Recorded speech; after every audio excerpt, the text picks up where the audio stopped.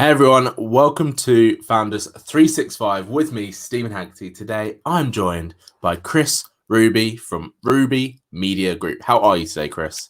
I am great. How are you, Steven? I'm fantastic, and you're joining me from over the pond, as they say.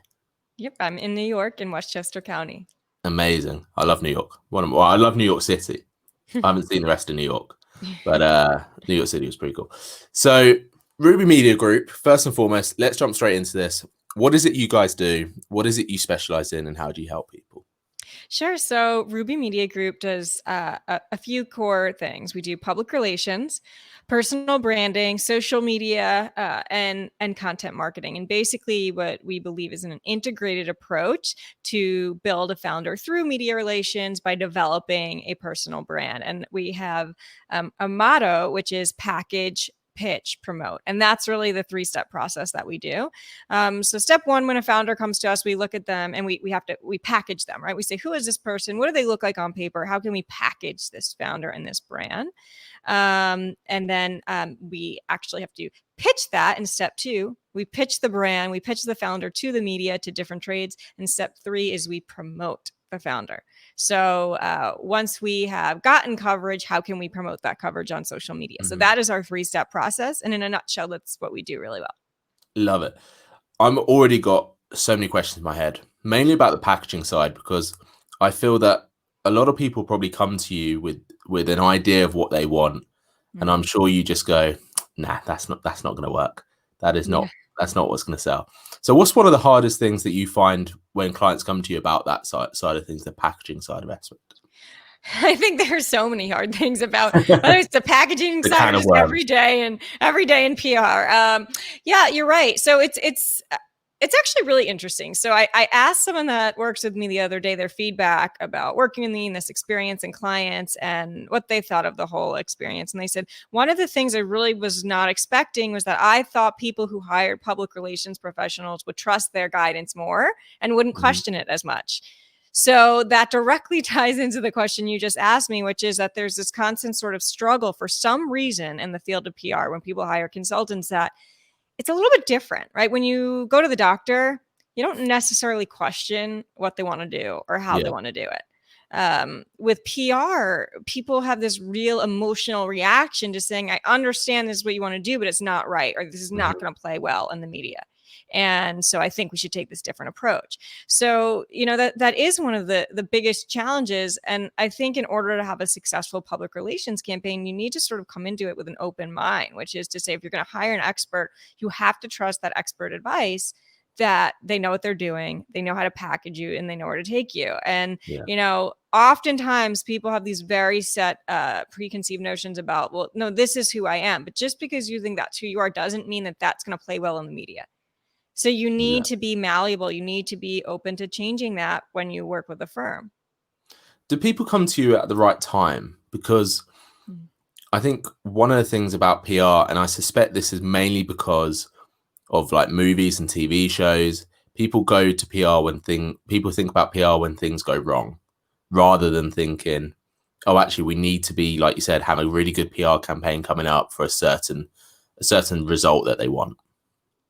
Yeah, I always think that's the wrong approach. I saw someone say that in a TV interview once. They said, oh, well, people only hire PR firms when things are terrible. And, the guest didn't correct them, which sort of infuriated me, because that's not you should not only hire a PR firm for crisis communications. You should hire a PR firm when things are good, actually, rather than wait until things are bad, because that's just becomes this sort of dumpster fire that you have to put out really fast. And it's not the best approach. You want to give someone time to understand your brand, understand your strategy, so that if something does go wrong, they know you already, right? Yeah. If you hire someone in the thick of it, becomes really challenging, and there's no time to onboard either.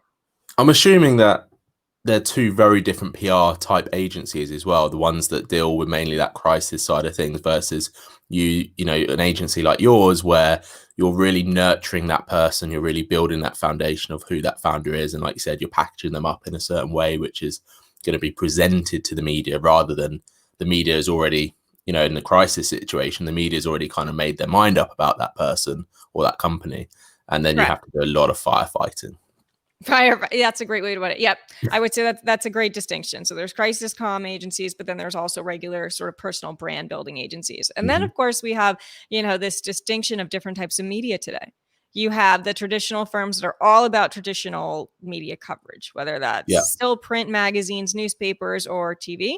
Then you have this sort of new breed firms where they're all about shows like this, live stream shows, podcasts, digital streaming opportunities. And so, we do so much more of that just because I think for clients, it's such an added SEO benefit as well that we just don't see with traditional forms of media. What about the value of that then? The value of, having a print media campaign versus a social media campaign in Instagram, podcast, whatever that is. Is there a different perceived value on two of those things? And do you think there is more value in one than the other nowadays? So I think they're really so when I started out, I've been doing this 14 years. When I started out, there was a palpable difference in the value, right? And people still believed that there was a greater value being placed on print. I don't think that's the same anymore. And so when I tell people, no, like we really specialize in digital, people are okay with that. I think when I started out, they weren't. And digital was still very much so this unknown space. And, it's just, I see it. If someone's on TV, like that's great that they're on TV, but do they get a link? Like, what happens with that segment and where does it go? Same thing with radio. Radio is great when you're on it, but a lot of times we can't find those links online. So that's the other problem. So you have this new breed of consumer today where they don't just want to do media. They want to be able to access that media directly after they do it. And sometimes with traditional media, you can't do that. It's just gone in the ether. As a PR expert, when you watch interviews online, are you constantly sort of thinking, what are they getting out of that? Or do you have the ability to switch off and go, actually, this is a really good interview? Because I imagine sometimes you must just be like, they should have called me. I'm always in media training mode. Yeah. So anytime I think I watch media with a different sort of lens, which is to say that here are the things I think they should be doing differently. So media training is one of the key services we offer. And I think it's also probably a big mistake that people make where they jump into doing interviews without ever having been media trained. I will say that it's fascinating to me the number of people that are now thrust into doing podcasts that have no media training at all. And that was a really interesting space for me when we started, booking clients as guests on podcasts.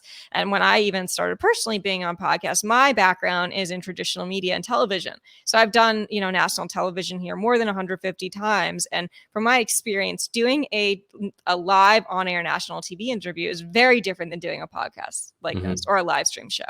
And so what I realized very quickly is that media training needs to happen that's different for podcasting or live stream shows than it is for preparing people for TV interviews. That's really interesting because it's never spoken about either, really. Never. And it's never spoken about, and people are just sort of thrown into doing something like this, which is sort of shocking to me, right? Because in a way, like we're on air right now. LinkedIn, why is LinkedIn not on air, but doing national television is on air? The way I see it is being live on LinkedIn is still on air. The internet is being on air. And so I think until we sort of bridge that gap and get people to understand that, we're going to have people doing interviews that aren't as great as they could be. How do you perceive that gap being bridged? The gap will be bridged when people start to take this form of media a little bit more seriously, where they understand the ROI and the value of doing these interviews. And I think there's still, while I say that there has been a shift that's been made, we still need to sort of go all the way to the other side, which is that life, at least here as a result of the pandemic, or I suppose all over the world, is that we're never going back to the way that things were. No. So someone's been working with me this summer. They're interested in a television experience. And I haven't been on air as much because of the pandemic. And I said, I don't know what will happen after this. I don't know that we'll ever go back to that way. And I said, a lot of people like me who were guests on TV, we turned into creators. We launched podcasts during this pandemic. That's a huge shift in media. That's a huge shift if you have all of these people who were guests who now want to create their own shows or host it in the pandemic and understand and got a taste of what that's like. That's going to totally disrupt this field. Yeah, I was about to say, what's the danger of that then? What's the danger of people going, I'm just going to do my own thing. I'm going to start my own podcast. going to be a guest on podcasts. Does that mean there's going to be a shortage of talent for, mainstream media, let's say? I don't think there will never be a shortage of talent for mainstream media because everyone wants still wants to be in it. I do think there are some basic things though that people should be doing to prepare. So for example, the best thing that I did was go to Best Buy before all this happened, when I thought, wait a second, I may be stuck in my house for a while. So I got this Logitech webcam that I'm using, and I got this ring light, and I got this whole, this Hale PR40 and this whole amazing microphone system that, before all this, I thought I'm probably not really going to use this, but now I'm so happy that I had this. And I hear that the prices are jacked up now, unfortunately, on trying to get all this equipment. I think in the UK for about a month, no one could buy a webcam. That's just incredible. It's crazy. Yeah. And so I think like there are simple things that people should be doing, setting up a media system or anything like this with good lighting or a microphone system in their house is important. And it's also really important. So if you still want to do traditional media, they want to know that you have these things set up. If you don't, I think they're going to go to a guest that has that. Exactly. Well, I'm guessing also because of the COVID situation, like you just said, you went out and brought the tech needed, which means the quality of home filming and home interviews has just been thrown into this new level. Yep. Whereas before you could probably get away with, using your built-in Mac camera. Correct. Exactly. And your Apple Pod headphones or whatever they're called. But now you've got to have good quality. You've got to have a good mic, a good camera, a good light, like you said. For those that don't have that and are still trying to get on board, what do you think needs to happen from, is the drive from people like PR people like yourself? Is the drive from interviewers like me? Or is it bigger than that for that learning curve to come into play? Well, I think the number one thing that podcast hosts in general can do that's super helpful is to have these sheets, right? These onboarding sheets before they have a guest on, which very clearly says, here's the tech you need to have. Here's the equipment you need to have. And, here are the rules of this particular show. The more clarity around that, the better. Speaking also from a PR perspective, because then we will take those lists or those links and say, listen, this is not up for debate. You have to buy this equipment or else you're not going to be booked on this show. So sometimes I think we still have some people that think, okay, no, I can just use like the mic and my laptop. Yeah. And we say, no, that's not fair to the host who's investing their time and resources in having you on the show and making this good. You need to do your part too. And that starts with you investing in things to make this the best possible experience for them. Yeah. I'm literally going to implement that tonight on my own preform, because I think it's so valuable. I've had guests in the past where the show hasn't happened because they haven't been ready, or even things down to not reading an email where we clearly state it's going to be live streamed. It's both audio and video, and they just miss it, and they rock up and they're in their pajamas just expecting it to be audio, and I just go, sorry, it's not happening. But I'm sure many other guests, many other hosts maybe would run with that because they feel like the value would still be seen or maybe still be heard. But I'm on the basis where the value sure can still be heard or still be seen, but you've got to have that consistent quality. Yeah. So I think that there's one fundamental shift I want people to understand who are watching this or listening to this show today, which is that when you're dealing with traditional media, you have this, a whole crew, this full-time staff that's working on a show. And when you're dealing with a podcast host, a lot of time it's them and maybe one or two other people that are trying to make this happen, plus run a business. And the best thing you can do is understand that and have respect for that and honor that, right? And do your part to show up. I always tell people, like, this is not a national media thing where you have 50 employees who are making the show happen behind the scenes. What can you do to bring your A game to help them to make this the best possible experience? Whether that is also creating a graphic, creating an audiogram, chopping it up into social content so you're helping them promote this interview. So that's something we've actually added into our contracts now, which is that if we are going to book you as a guest on a show, you need to do your part in social sharing, right? This is not a one-way street which is what traditional media in many ways was before, right? Because if you do a show, no one's really watching to see if you share it in the traditional media sense. On digital outlets, they are, but national TV, not as much. Podcast, it's very different and people notice. It comes back to what you said earlier, though, isn't it? It's that perceived value. That perceived value isn't quite there yet, but I think it is getting there. I do think that the direction is moving in the right way. A great example is obviously the recent Joe Rogan Spotify deal, where I think that threw his name into a lot of people's heads that had no idea who he was. And that started to go, you know, actually podcast is a thing. People can get paid a lot of money for it. And I think the downside to that is probably put a load of people that shouldn't be doing a podcast on because they think they're the next Joe Rogan. Correct. Yeah. And I hear there's a term for all of this called pod fading. Is that correct? Never heard of that, but please explain. I hear it's like where a pod fading is where you get excited, you start the podcast, and then the podcast fades and goes away. Yeah. So a lot of people are excited to start it, but then they realize what it takes to do the editing and all of this back end work, which is a lot. Yeah. I've done that myself. I've done a pod fade. Really? Luckily not this one. Yeah.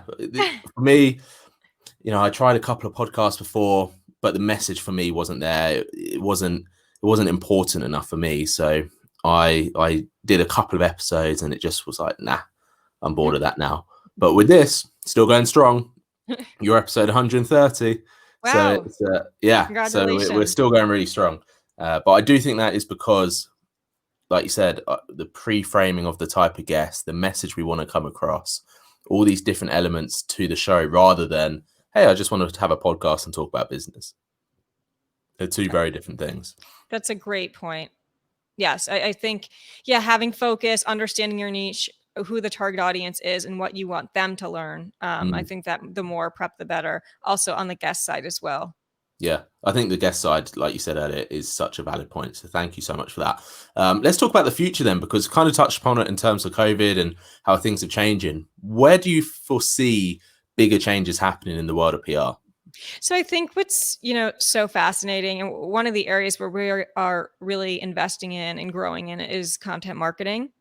And, how is AI and machine learning changing these core areas of PR and content marketing? And we've been, trying out different resources and platforms which basically use AI and natural language processing in the content that we're writing. And it's just incredible to see. Also the time saved and different platforms to transcribe, interviews. So one that we use is Otter AI. Yeah, Otter's great. Have you tried that one? Yeah, I love it. It's amazing, right? Because a couple of years ago, it was all about Rev, wasn't it? Yes, but Otter is so good. So here's a recent client case study that was super successful. So one of the challenges we have with clients is getting them to actually take the time to sit and write the first draft of something.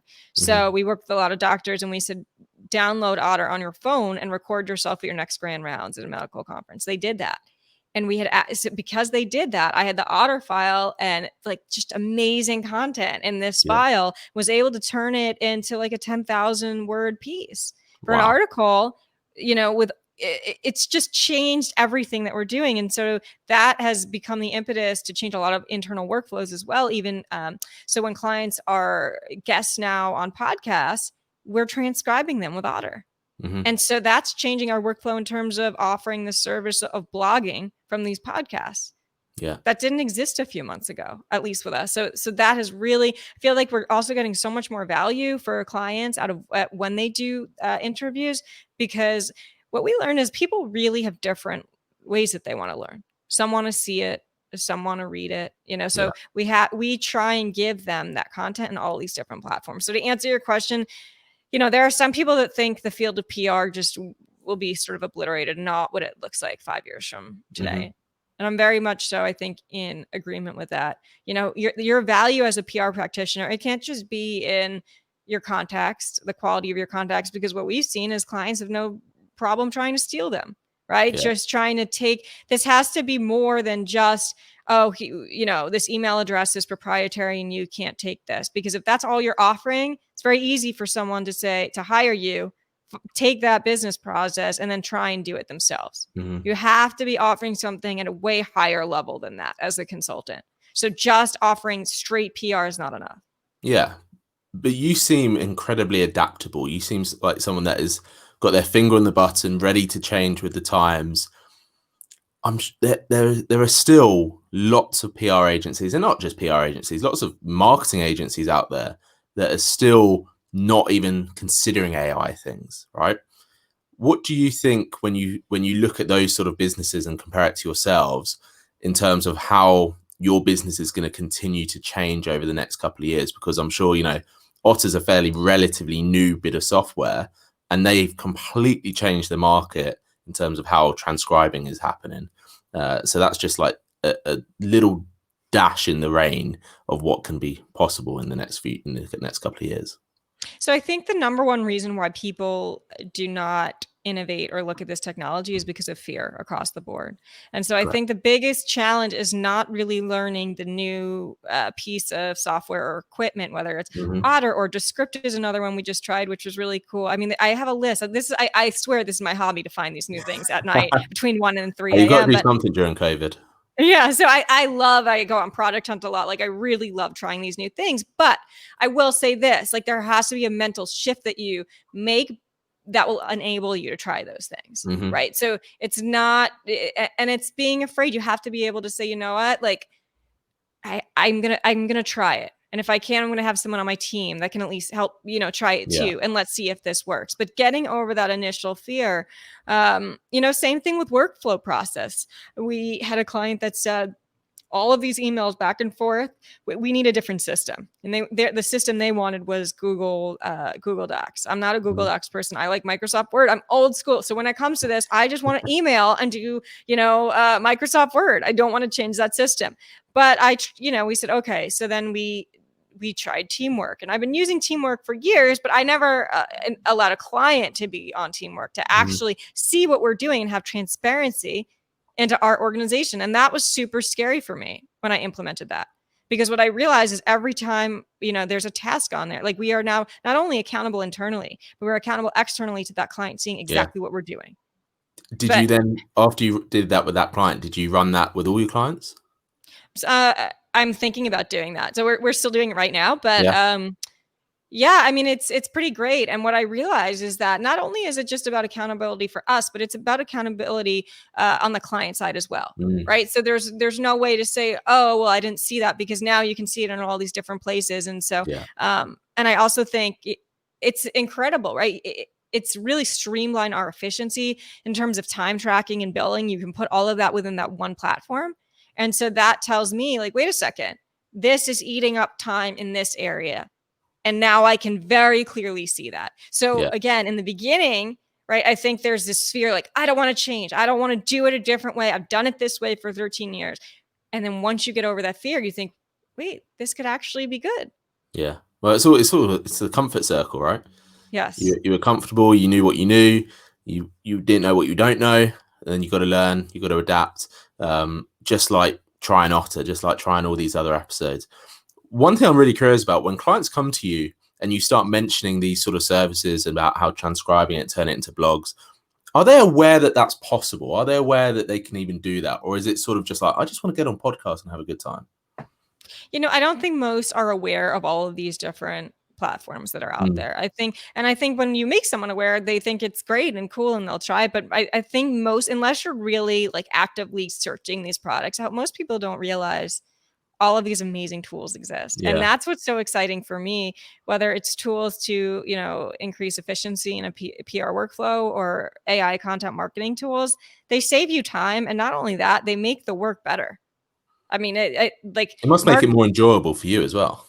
It does. Market Muse is another one that we have you tried Market Muse? I haven't heard of that one. Oh, it's this amazing natural language processing one. And they gave people 3-month trials during COVID, which is pretty cool. I think ours may have just run out. But basically it does this entire brief and outline which is like, how much time does that save you rather than manually going to Google and looking at the questions that people are searching for? It figures it out for you. It's just crazy that AI is already at that level which it can do that. Yeah. And so I think, and again, like someone interested in PR, they may listen to this and say, well, that has nothing to do with what I do. I don't care about content. And my answer to that is, then you should, because you're doing people a disservice, right? Because, for example, the questions in that brief could be used for an interview like today. Sure. Right. So even if you're not going to touch someone's blog, like you should be looking at the things that people are searching for your clients for to find them. That is valuable. You need to be able to connect the dots in all of those different areas of marketing or PR today. I think if someone did listen to this who is in PR and didn't agree with this, then I don't think they would survive being in PR if they're running their own business. This is for much longer, because more and more PR companies such as yourselves are adapting, are changing, are streamlining. Times are just getting more and more intelligent with AI, with all these other systems. Like, I use 2 things to get this podcast go up and running: StreamYard and then Anchor. Whereas before you would have to, upload it to 10 different platforms and spend hours doing that. It's already pretty simple, and it's only ever going to get better. It's never going to go back in time and Otter is suddenly never going to be available. Otter is just going to get better with time. That's a great point. Yeah. And StreamYard is awesome. I've used it too for other webinars. So I actually really like the platform. Yeah. Big fan. I literally send my referral link to everyone that ever mentions, how do I do live streaming or podcast? I'm like, use StreamYard. Don't look anywhere else. It's the best on the market. Obviously other StreamYards are available, Kris, listen, one of my final questions to you is, if there was a founder in front of you right now who perhaps sort of just wanted one of those annoying founders that wants a general chat, but what are 3 things for you that they can be taken away and they can be implemented into their business or into their content or into their interviews that will make them a lot more PR friendly when they're putting things out there? So this is a really great question. I did a webinar the other day on public relations, and at the end of it, I said, I'm offering a 15-minute PR audit. A lot of people came to me and took me up on that offer. And so I did a bunch of these audits for people. And one of the first things I noticed across the board on all of their sites were not ready for PR. So before I could give them advice, like what you just said, they needed to fix their website. So that is tip number 1 for your listeners today. Get your house in order, clean up your site. So even if you want to work with me for PR, if your site isn't primed and you don't have a brand, there's not much I can do. Like, you have to do that, because a journalist is going to look at your site, and so is a producer. So that's tip number 1. Fix your website or create a second personal branding website. So it's very clear to me or anyone else looking at your site who you are, what you do, what you specialize in, and have a great bio. Also, you need really good headshots. If you anytime I send out a pitch, I need a high res headshot and I need a bio written in 3rd person. Same thing with your social media also has to be set up. Yeah. And people want to see that it's active. So that's all going to fall. I hate when I read things and it's not in the 3rd person. Yes. Make it easy for people. Make it easy, make their lives easier. So that is tip number 1 that I have for people. Tip number 2, write out the list. If you want to be a podcast guest, write out the list of the 10 questions you want to be asked. Like, have an idea, not just that I want to be on a podcast and I want to talk about business, right? That's nothing. Like, you have to be very specific. You want to be on a podcast to talk about what? Public relations? Okay. So what are the 10 questions you want to talk about within PR? Yeah. And then really drill it down, right? And then if you lined up me and 10 other PR pros, what's the difference between all those 10 people? You have to be able to understand that, because anyone on the receiving side of this is going to be pitched by hundreds of people a day. You need to have that mentality and understand that going into this. And so, I think number 3 is, again, figure out how you can package that in a way that is attractive to someone else who's looking at this. And when they see your content, they think, oh, I know Kris. She's that expert in PR. She's a social media expert, right? Or I know so-and-so, they're the doctor. They specialize in X. People need to be able to look at you and see who you are on paper. Yeah. And I think if you don't understand that, you're not going to go far in PR. The fact you just said that immediately made me think you probably have had so many conversations where within the first 30 seconds, you're just like, oh my God, why am I on this phone call? Well, I think that I look at it like I'm a painter, and sometimes there's a canvas that to me, Google is a canvas, right? Google is this blank canvas for me that I can paint. That's exciting. The more challenging part is when it's not blank and there's a lot of negative publicity, and someone has to fix that with online reputation management. But be malleable. Be like a stone that someone can work with and carve. If you're not going to be malleable, it's going to be hard to carve that stone and get PR press. Such a perfect way to end this podcast. One final question. I promise this is the last one. How can people find you? How can people get in touch with you? How can people see more about what you do? So I have a few different sites, rubymediagroup.com or krisruby.com. I also have medicalpracticepr.com, which is just for PR for doctors. If you want to see case studies in that area, you can also find me on Twitter at Sparkling Ruby or Instagram at Kris or Kristen Ruby. And same thing with LinkedIn, which I guess they'll see me on here. Yeah, you'll be tagged everywhere as well. Kris, thank you so much for coming on Founders 365. You have dropped amazing value, and I have thoroughly enjoyed this conversation. Thank you, Steven, so much for having me. And I hope we have some good PR tips to share with your viewers. You really have. You really have. Thanks, everyone, for listening and watching. This has been Founders 365 with me, Steven Haggerty.